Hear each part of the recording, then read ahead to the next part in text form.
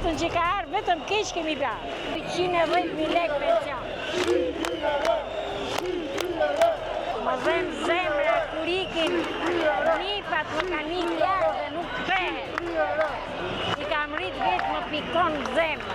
Marini nuk ka Shqipëri! Marini nuk ka Shqipëri!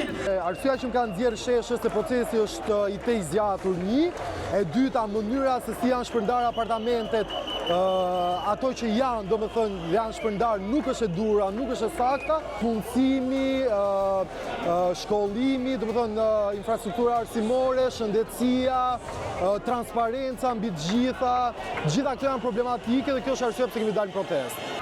Jam këtu për një Shqipëri të re, në të cilën momentin e parë që smuresh duhet të hapësh GoFundMe ose të kërkosh borxh, se në spital nuk t'japin shërbim.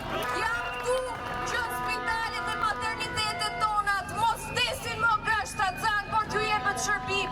Jam këtu që të mos na vdesin më punëtor dhe të mos na bien më nga skelat dhe pronari të mos ju jap as rrogën, as të shpëtimin. Se ne mund ta fitojmë një betejë, por lufta për të mbrojtur natyrën është një luftë që nuk mbaron kurrë. Sot ajo luftë ka emrin Zvërnec, e ka emrin Nar, Rion, Kutrin, e ka emrin edhe Vjos përsëri, sepse gjithçka që po zhvillohet në deltën e Vjosës.